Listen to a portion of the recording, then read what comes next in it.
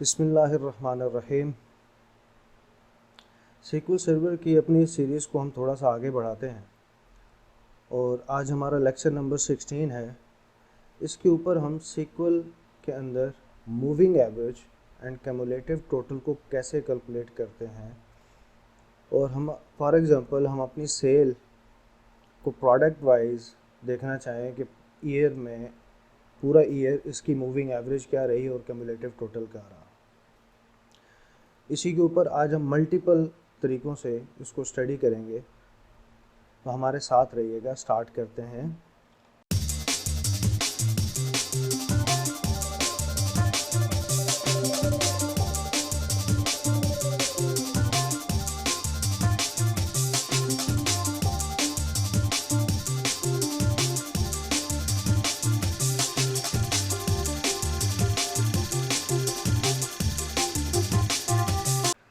अच्छा जी, हमारे पास 4 टेबल्स हैं। पहला है select static from order detail, कि जिसके अंदर तमाम के तमाम हमारे पास ऑर्डर्स हैं कि ऑर्डर आईडी क्या थी, प्रोडक्ट क्या है, उसकी यूनिट प्राइस, क्वांटिटी और डिस्काउंट। फॉर एग्जांपल अगर मुझे इस एक प्रोडक्ट की टोटल अमाउंट निकालनी हो तो उसके लिए मैं क्या करूँगा कि मैं कहूँगा unit price multiply by quantity and minus discount. तो ये हमारे पास बन जाएगी एज अ प्रोडक्ट टोटल, कि ये प्रोडक्ट का टोटल है, इतना उसका टोटल बना इस प्रोडक्ट का। ठीक है। फिर हमारे पास जो सेकंड टेबल है कि जिसमें हमारे पास ऑर्डर के अगेंस्ट डिटेल पड़ी हुई है, तो वो हम करेंगे join orders on orders dot order ID. अब यहाँ पे हमारे पास मैं कहता हूँ ऑर्डर्स डॉट स्टैटिक और मैं तमाम के तमाम इसके कॉलम ओपन कर लेता हूँ। पहला जो ऑर्डर है वो हमारा ऑर्डर डॉट डिटेल आईडी है। अब हमारे पास कि ये आ गया कि वो ऑर्डर किस कस्टमर का था, किस एम्प्लॉय ने वो ऑर्डर जनरेट किया। ठीक है। उसका फ्रेट रेट कितना था, उसका city and ship date and blah blah blah, ये सारी इंफॉर्मेशन आ गई। अब यहाँ से हम क्या करते हैं कि हम अपने एम्प्लॉय की आईडी कि एम्प्लॉय कौन है। ठीक है। फिर हमारे पास प्रोडक्ट कौन सी है, प्रोडक्ट का नेम हम ज्वाइन कर लेते हैं, उसकी शिप डेट क्या है। ठीक है। और बाकी जो इन्फॉर्मेशन हमें नहीं चाहिए वो हम निकाल देते हैं। अब हमारे पास एक चीज़ है एम्प्लॉय, तो मैं इसका लिंक बना लेता हूँ विद एम्प्लॉय आईडी और यहाँ पे मैं कहता हूँ फर्स्ट नेम प्लस स्पेस के साथ last name as a employee name, कि मीन्स कि ये हमारा एम्प्लॉय है एम्प्लॉय आईडी के साथ। फिर हम कहते हैं जो प्रोडक्ट आईडी है उस प्रोडक्ट का नेम क्या है, तो मैं ज्वाइन कर लेता हूँ प्रोडक्ट्स के साथ on order detail dot product ID और प्रोडक्ट डॉट प्रोडक्ट आईडी। तो यहाँ पे मैं कहता हूँ product dot product ID plus name as a product name. तो हमारे पास मल्टीपल इंफॉर्मेशन हो गई।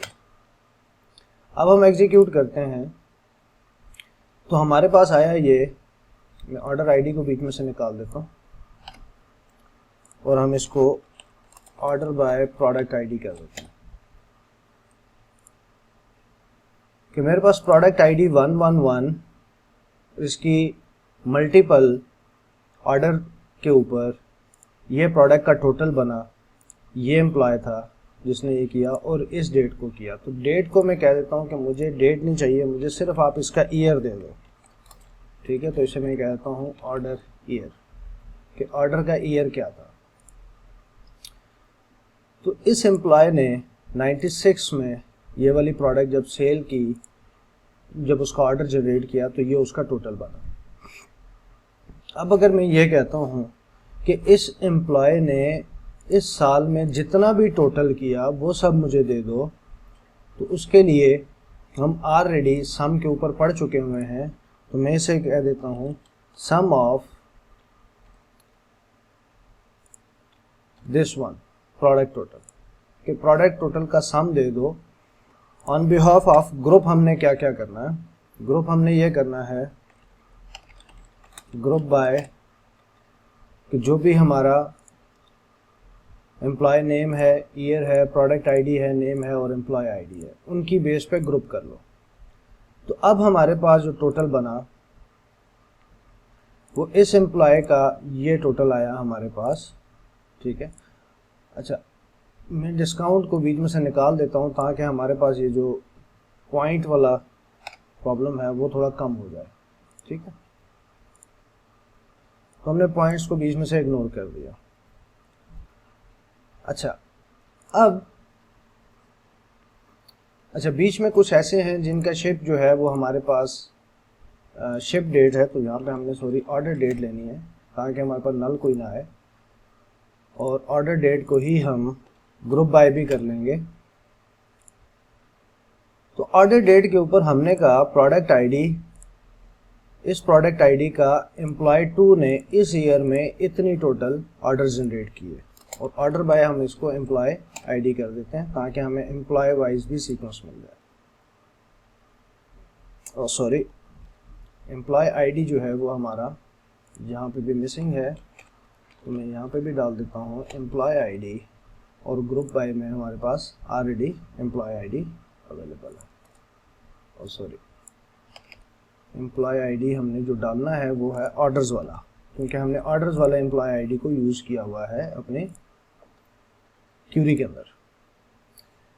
तो यहाँ पे अब हमें पता चला कि प्रोडक्ट 1 जो है उसका टोटल एम्प्लॉय 1 के लिए ये था विद दिस ईयर। अगर हम ईयर्स को निकाल दें और सिर्फ एम्प्लॉय वाइज कर देंगे तो इन दोनों का सम हो जाएगा। अब इसके ऊपर, इस डेटा के ऊपर हमें ये डेटा चाहिए किसके लिए, कम्युलेटिव लेने के लिए, कि हम product wise, employee and year wise उसका cumulative and moving average check कर सकें कि इस प्रोडक्ट के ऊपर एम्प्लॉय की क्या क्या मूविंग एवरेज रही तमाम की तमाम प्रोडक्ट्स के ऊपर उसके ईयर के हिसाब से। अच्छा, यहाँ पे हमारे पास मल्टीपल तरीक़ाकार है। एक तो ये है कि इस क्यूरी को जो भी इससे डेटा आ रहा है उसको मैं किसी एक टेबल में ले जाऊं, टेम्प टेबल में, और वहां पे हम इसको प्ले कर लें, ठीक है। या हम फिजिकल एक टेबल बना लें, क्योंकि अभी तक हमने टेम्प टेबल स्टडी नहीं किया तो मैं उस तरफ नहीं जाऊंगा। अच्छा, दूसरा तरीकाकार ये है कि मैं इसको एज एक सब क्यूरी ले लूं और फिर उसके ऊपर मैं प्ले करूं। तो पहला हम ये करते हैं कि हम इसको एज अ सब क्यूरी बना लेते हैं। सेलेक्ट स्टैटिक फ्रॉम, यहाँ से लेके यहाँ तक, इसको हम कहते हैं सब क्यूरी।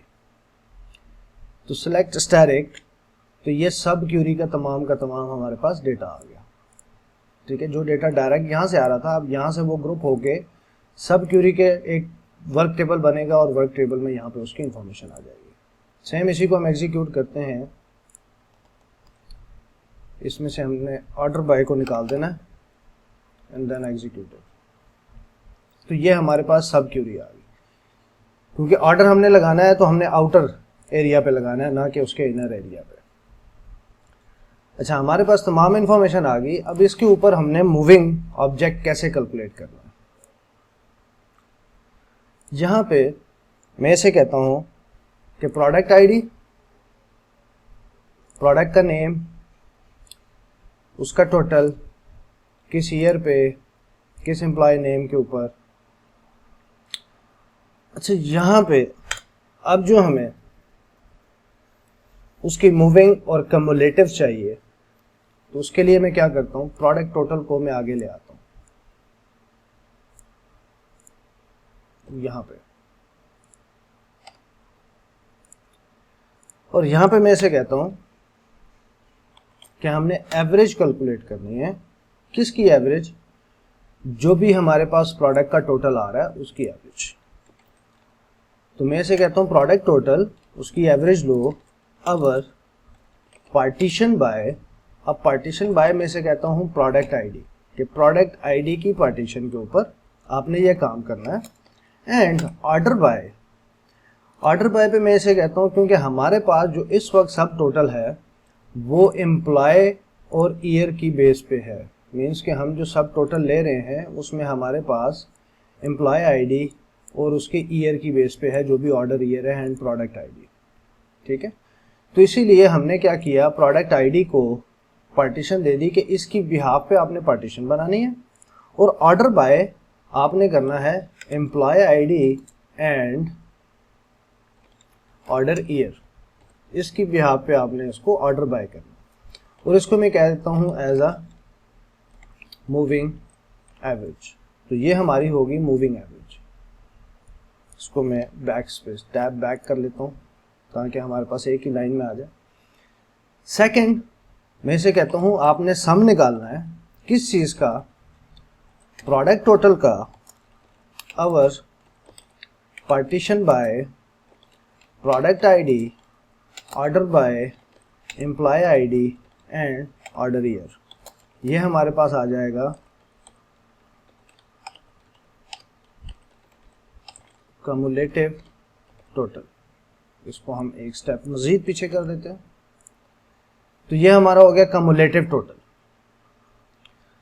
तो हमने इसे कहा कि आप एवरेज बनाओ प्रोडक्ट टोटल की, पार्टीशन जो आपने करनी है वो आपने इसकी बेस पे करनी है, और ऑर्डर बाय आपने इसकी बेस पे करना है, क्योंकि हमारे पास जो सम आ रहा है वो तीन चीज़ों की बेस पे आ रहा है, product ID, employee ID and उसके ईयर। इन तीन की बेस पे हमने सब क्यूरी के अंदर सम किया हुआ है। ठीक है, तो इसलिए वो तीनों हमें यहाँ पे चाहिए। अब अगर इस क्यूरी को मैं एग्जीक्यूट करता हूँ, अभी मैंने याद रहे कि सब क्यूरी के अंदर मैंने ऑर्डर बाय नहीं दिया, तो ये क्या बिहेव करेगा। तो मैंने इसे कहा प्रोडक्ट आईडी 1, एम्प्लॉय 1, 96 में उसने जो ऑर्डर डिटेल थी वो 648 थी और 648 उसका कम्युलेटिव हो गया। एंड नेक्स्ट ईयर क्योंकि हम जा रहे हैं partition by product ID, then employee ID, then order by year date, तो हमारी जो पार्टीशन बनेगी वो इस हिसाब से बनेगी। मीन्स के जो हमारा कम्युलेटिव टोटल है और जो एवरेज है वो हमारी प्रोडक्ट आईडी के हिसाब से बनेगी। फिर मैंने कहा सेम एम्प्लॉय 97 में इसने 630 की, तो अब कम्युलेटिव टोटल जो है वो 6480 एंड 630 और इन दोनों को प्लस करके इक्वल टू दिस आया। फिर ये प्लस हुआ इक्वल टू दिस आया, फिर ये प्लस हुआ इक्वल टू दिस आया, ये प्लस हुआ ये, तो ये इसी तरह चलता जाएगा। अब ये कहाँ पे जाके रीसेट होगा, जहाँ पे हमारी प्रोडक्ट चेंज होगी, क्योंकि हमने क्यूरी में कहा है कि पार्टीशन बाय प्रोडक्ट आईडी। तो जैसे ही मैं प्रोडक्ट 2 पे जाता हूँ, ये मेरी प्रोडक्ट 2 है, तो यहाँ पे कम्युलेटिव जो है वो अगेन रीसेट हो गया। ठीक है, इसी तरह से जब प्रोडक्ट 3 आएगी तो उसका कम्युलेटिव रीसेट हो जाएगा और फिर इससे आगे मूव होना शुरू हो जाएगा, this one plus this one equal to this one. अच्छा, ये तो हो गया हमारा एम्प्लॉय आईडी। अच्छा, अब मैं ये चाहता हूँ फॉर एग्जाम्पल मैं यहाँ पे ये डिफाइन करूँ कि इस क्यूरी का ऑर्डर बाय किस हिसाब से आया। बाय डिफॉल्ट सीक्वल ने ऑर्डर क्या बनाया, सीक्वल ने ऑर्डर बनाया ऑर्डर बाय, अब यहाँ पे हमारे पास दो हैं, या मूविंग ऑब्जेक्ट और कम्युलेटिव। ठीक है, तो ये बेसिकली ऑर्डर इसने बनाया product ID plus employee ID and then order year. जिस हिसाब से, जिस तरीके से आपने अवर क्लास के अंदर उसका सीक्वेंस दिया है, उसी सीक्वेंस से बाय डिफ़ॉल्ट क्यूरी कैलकुलेट होगी, सम भी निकलेगा, एवरेज भी निकलेगा और ऑर्डर भी बनेगा। ठीक है, अब अगर इस क्यूरी को मैं एग्जीक्यूट करूं तो ये सेम वही ऑर्डर है जो इससे प्रीवियस था। ठीक है, अच्छा, अब अगर मैं ऑर्डर अपनी मर्जी का देना चाहूँ, मैं इसको चेंज कर देता हूँ। फॉर एग्जांपल मैं कहता हूँ कि मेरा जो प्रोडक्ट आईडी है देन ऑर्डर बाय ईयर हो और देन एम्प्लॉय आईडी हो। मीन्स कि मैंने अपनी मर्जी का सीक्वेंस दे दिया जो कि उलट सीक्वेंस है इसके हिसाब से, मीन्स कि इसके इक्विवेलेंट नहीं है, इससे डिफरेंट है। तो अब क्या होगा, अब मेरे पास अगर आप देखेंगे तो कहानी है क्या, जो डेटा डिस्प्ले हुआ है कम्युलेटिव अपनी जगह ठीक है, लेकिन वो कैसे ठीक है, वो ऐसे ठीक है कि हमने कहा हुआ है कि product ID 1, employee ID 1, this year, ये अमाउंट, ये cumulative, then 1 employee ID 1 this year, ये amount and then cumulative. Means कि ये कम्युलेटिव जो निकाल रहा है वो उसी तरह से निकाल रहा है जिस तरह से हमने अवर क्लास के अंदर उसकी तमाम इंफॉर्मेशन दी है, लेकिन हमने ऑर्डर बाय अपनी मर्जी का दे दिया हुआ है, जिसकी वजह से हमारा ये जो सीक्वेंस है डिस्प्ले का वो डिफरेंट हो गया। लेकिन कैलकुलेट वो उसी तरह कर रहा है कि 480 plus 30 equal to this, then employee 1 अगर कोई है सेम का, नहीं तो फिर एम्प्लॉय 2 पे चला जाएगा and then this, then next employee 2 this 1 to this. तो वो इस तरह से मूव कर रहा है। तो याद रहे, हम अगर खुद से आपने सीक्वेंस देना है तो सीक्वेंस वही होगा जो आपने एवरेज और सम के अंदर दिया हुआ है, वही सीक्वेंस होगा। अच्छा, इसको अब हम थोड़ा सा चेंज करते हैं। फॉर एग्जांपल मैं ये चाहता हूँ, अभी हो ये रहा था कि मैं इसको चेंज कर देता हूँ। हमारे पास जो अभी डेटा आ रहा है वो हमारा कम्युलेटिव रीसेट हो रहा है प्रोडक्ट के बाद जाके, क्योंकि हमने पार्टीशन बाय प्रोडक्ट किया हुआ। अगर मैं चाहता हूं कि मेरी हर प्रोडक्ट और हर एम्प्लॉय के बाद रीसेट हो, तो मैं यहां पे इसको कर दूंगा partition by employee ID and order by the just year, and same यही काम मैं यहां पे भी कर दूंगा कि मेरी एवरेज जो है वो partition by product ID and employee ID, ठीक है, एंड देन ईयर। अब इस केस में वो क्या करेगा, इस केस में वो कम्युलेटिव जो है वो रीसेट करेगा हर एम्प्लॉय और प्रोडक्ट के बाद। जैसे ही एम्प्लॉय और प्रोडक्ट चेंज हुआ, कम्युलेटिव चेंज हो गया। सेम यहाँ पे देखें, यहाँ से शुरू हुआ, then add this one, then add this one, और फिर आगे जाके जैसे ही एम्प्लॉय चेंज हुआ तो रीसेट हो गया। सेम इसी तरह से प्रोडक्ट जैसे ही चेंज होगा तब भी रीसेट हो जाएगा। ठीक है, ये हो गया सेकंड तरीकाकार कि आप पार्टीशनिंग अपनी मर्जी से करना चाह रहे हो डेटा के अंदर। अच्छा, इस काम को तो हमने कर लिया कि ये हमारा मेथड 1 हो गया कि हमने सब क्यूरी के थ्रू कर लिया। अब मैं कहता हूं कि मैं सब क्यूरी के थ्रू ना करूं, मैं एक टेम्प टेबल क्रिएट करूं और उसके थ्रू मैं करूं। तो हम क्या करेंगे कि ये जो हमारी सब क्यूरी बनी थी, इस सब क्यूरी को मैं कॉपी करता हूं और यहाँ पे आते हैं। मेथड 1 को हम यहाँ पे क्लोज कर देते हैं। मेथड 1 को मैं यहाँ से क्लोज कर देता हूँ, यहाँ से यहाँ तक। अब हम आते हैं मेथड 2 के ऊपर।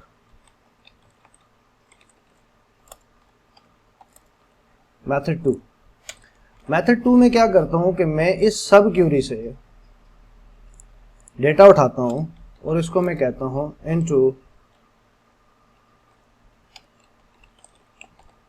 ईयर वाइज, या मैं कह देता हूँ सेल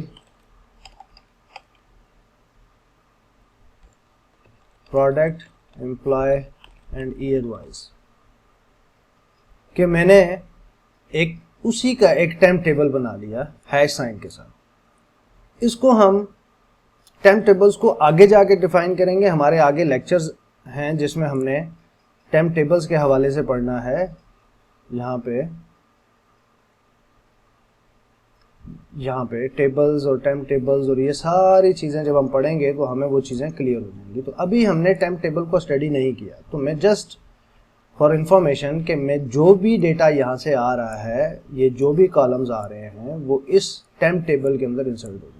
ये टेम्प टेबल तब तक वर्किंग है जब तक ये वाला बैच चल रहा है, या जब तक मैं इसको ड्रॉप नहीं करता। अब वही काम जो हमने ऊपर किया था वो मैं कर लूँगा सिलेक्ट स्टैटिक फ्रॉम हमारे टेम्प टेबल से। तो टेम्प टेबल में मेरे पास वही कॉलम्स आ रहे हैं जो ऊपर से हमने उसको दिए। ठीक है, तो यहाँ पे भी हम वही काम करेंगे कि प्रोडक्ट का टोटल उठा लेंगे और इसको हम यहाँ पे डाल देंगे कि ये हमारा प्रोडक्ट टोटल हो गया। और उसके बाद सेम उसी तरह से एवरेज ले लेंगे प्रोडक्ट टोटल के ऊपर over partition by product ID order by employee ID and order year as a moving average और sum of product total and then यहाँ से यहाँ तक as a cumulative total. Same वही काम जो हमने ऊपर किया था। अब हुआ यह कि हमारी जो क्यूरी थी वो दो पार्ट्स में डिवाइड होगी, कि हमने फिजिकली दो पार्ट्स में कर दी। यहाँ पे भी वो दो पार्ट्स में थी लेकिन एक ही बैच से एग्जीक्यूट हो रही थी, लॉजिकली वो एक ही पार्ट था। ठीक है, मैं यहाँ से यहाँ तक इसको थोड़ा सा टैब कर देता हूँ ताकि आपको डिफरेंस रहे कि ये हमारी सब क्यूरी है, दिस वन। लेकिन यहाँ पे हमने क्या किया, सब क्यूरी को निकाल के अलग कर लिया और उसका एक हमने टेम्प टेबल बना लिया और उस टेम्प टेबल के ऊपर फिर फर्दर क्यूरीज हमने लगा दी। तो सबसे पहले हम इस क्यूरी को एग्जीक्यूट करेंगे यहाँ से लेके यहाँ तक, ताकि हमारा एक टेम्प टेबल क्रिएट हो जाए। तो हमारा एक टेम्प टेबल बन गया इतनी रोज के साथ। अब वो टेम्प टेबल हमारे पास इस बैच में अवेलेबल है इस सेशन में। अब मैं इस सेशन को एग्जीक्यूट करता हूँ तो हमारे पास सेम वही काम हो गया जो हमने इससे पहले किया था। Product ID 1, employee 1, year this this and this this this this. तो ये इसी तरह से चलता जाएगा यहाँ से ऐसे। ठीक है, और ये जाके पार्टीशन रीसेट होगी जब हमारी प्रोडक्ट चेंज होगी, क्योंकि हमने पार्टीशन जो है वो दी है प्रोडक्ट आईडी के ऊपर। ये हो गया हमारा सेकंड मेथड। अब अगर मैं ये चाहूं कि यार हमारे पास प्रोडक्ट आईडी और एम्प्लॉय आईडी की बेस पे है, अब मैं मूविंग एवरेज और उसका कम्युलेटिव निकालना चाहूं जस्ट प्रोडक्ट के ऊपर या ऑर्डर ईयर के ऊपर या जस्ट एम्प्लॉय के ऊपर और ऑर्डर ईयर के ऊपर, कि इस एम्प्लॉय ने कितनी सेल की पूरे साल और उसका कम्युलेटिव और क्या रहा, या ये प्रोडक्ट कितनी सेल हुई कितनी अमाउंट में विद रिस्पेक्ट टू ईयर। उसके लिए या तो हम अपना ग्रुप चेंज करें, क्योंकि हमारी जो सम वैल्यू है वो हमें चेंज करनी पड़ेगी विद रिस्पेक्ट टू कि हमें बीच में से या तो एम्प्लॉय आईडी निकालें या प्रोडक्ट आईडी निकालें। ठीक है, अगर हमने प्रोडक्ट आईडी और ईयर पे करना है तो हमें एम्प्लॉय को हटाना पड़ेगा, क्योंकि हमें सम चाहिए होगा इसका with respect to product ID and year. तो वो सम कैसे चलेगा, उसके लिए मैं यहाँ से यहाँ तक इसको कॉपी करता हूँ और जो हमारा मेथड 2 था उसको मैं क्लोज कर देता हूँ यहाँ पे। अब हम मूव करते हैं मेथड 3 के ऊपर। मेथड 1 का ही पार्ट 2 कर लेते हैं, क्योंकि ये बेसिकली बीच में से हम एक को निकाल रहे हैं। चलो मैं इसको 3 कर देता हूँ फॉर इजी अंडरस्टैंडिंग, के हम इजीली अंडरस्टैंड कर सकें कि हो क्या रहा। अब हमने करना ये है कि मैंने क्यूरी ले ली यहाँ से यहाँ तक। टेम्प टेबल हमारा ऑलरेडी क्रिएट हुआ है, वो एरर दे रहा है, आप इसको इग्नोर करें। अगर हमने एरर को चाहते हैं कि वो एरर ना दे तो मैं इसको यहाँ से कंट्रोल एक्स करके यहाँ पे पेस्ट कर देता हूँ। तो अब ये हमारा एरर नहीं देगा। ठीक है, अच्छा अब हम क्या करते हैं कि मेथड 3 में मैं ये चाहता हूँ प्रोडक्ट एंड ईयर वाइज हो जाए, बीच में से एम्प्लॉय हट जाए। अगर तो मैं एम्प्लॉय को यहां से हटा देता हूं, सिंपल काम, और यहां से भी हटा देता हूं, तो क्या ये हमारा मसला हल हो जाएगा कि हमें वो मूविंग एवरेज और कम्युलेटिव टोटल सही देगा इसकी भी हाफ पे। अब ऐसा होगा नहीं। उसकी वजह यह है कि हमारे पास जो इस वक्त वैल्यू पड़ी हुई है ये सम आ रहा है 3 चीज़ों के ऊपर, एक प्रोडक्ट आईडी के ऊपर, एम्प्लॉय के ऊपर और ईयर के ऊपर। तो इस वजह से हमारा ये डेटा हमें एक्यूरेट नहीं देगा। अब देखिए हमारा कम्युलेटिव चलता ही जा रहा है, हालांकि पहली प्रोडक्ट के हिसाब से यहाँ पे 172 आना चाहिए था, क्योंकि बेसिकली ये जो कम्युलेटिव निकल रहा है ये सम हो रहा है। ठीक है, कि मीन्स कि हमारे पास जो प्रोडक्ट टोटल है वो एक्यूरेट नहीं है। तो प्रोडक्ट टोटल को पहले हमने एक्यूरेट करना, तो उसके लिए मैं सेम वही काम करता हूँ, सब क्यूरी वाला।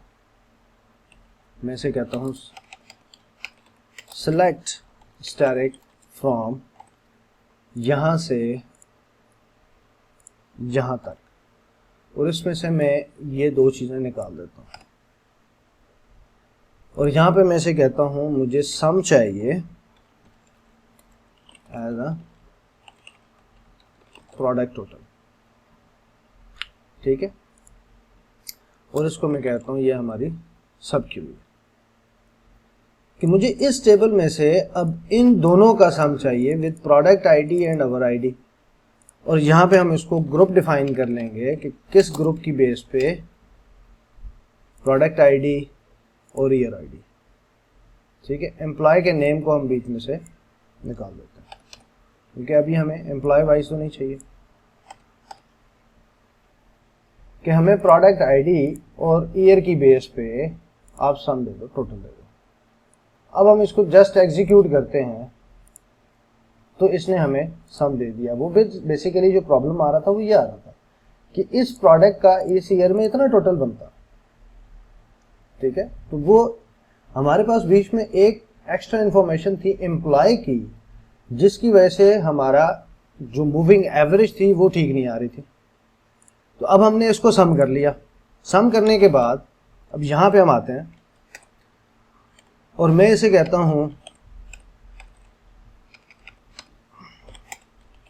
एवरेज ऑफ किस चीज का, प्रोडक्ट टोटल का, over partition by product ID order by order year. तो ये हमारी आ गई मूविंग एवरेज। और मैं इसे कहता हूं sum of product total over partition by product ID order by order year as अ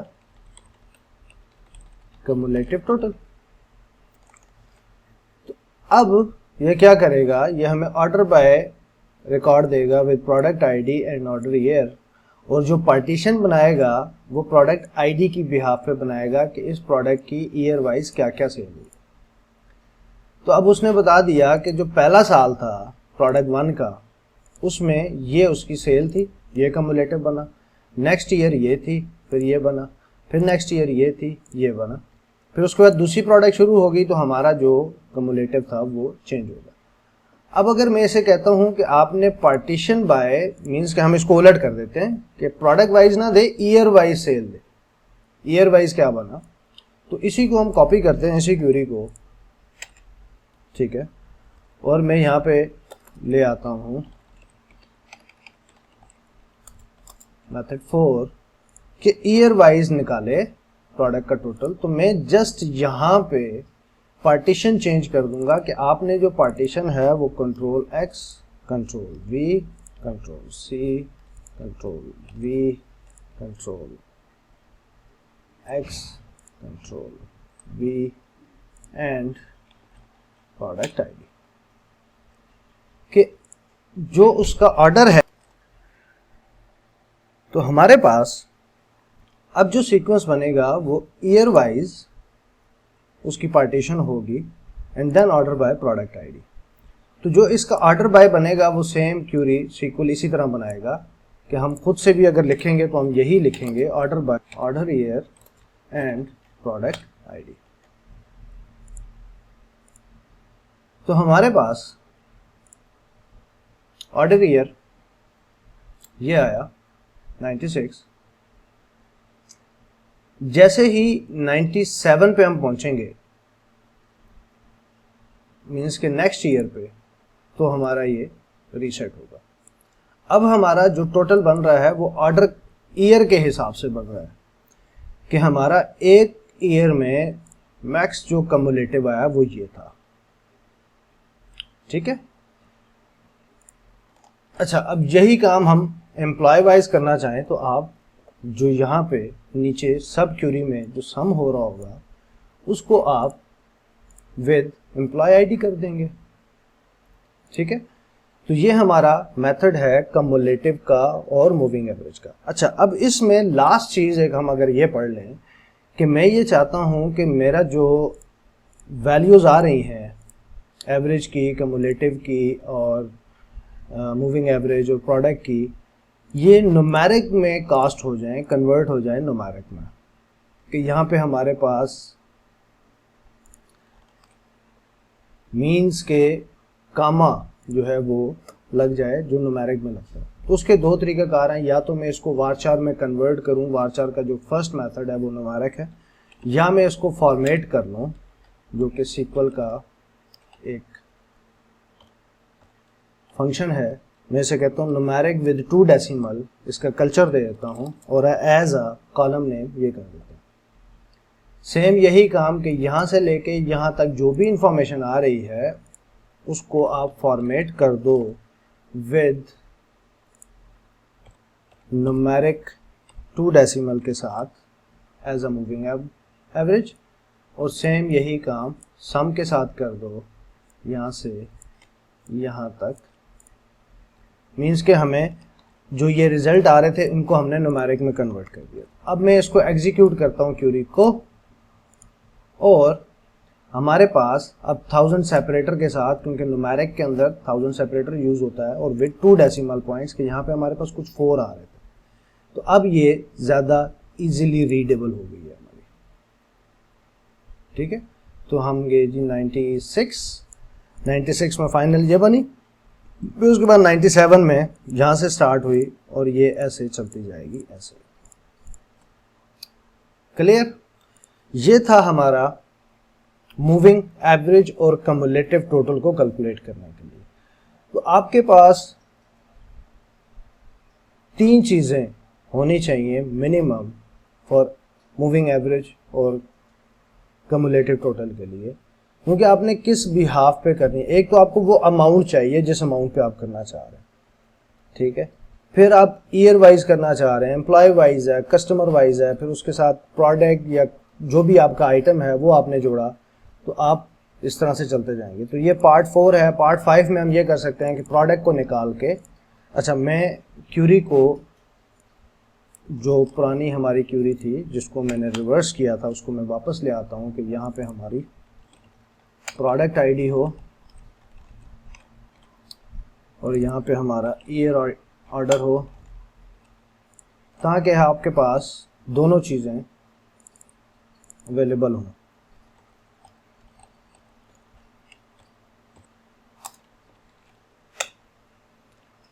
इसको मैं कहता हूँ मेथड 5।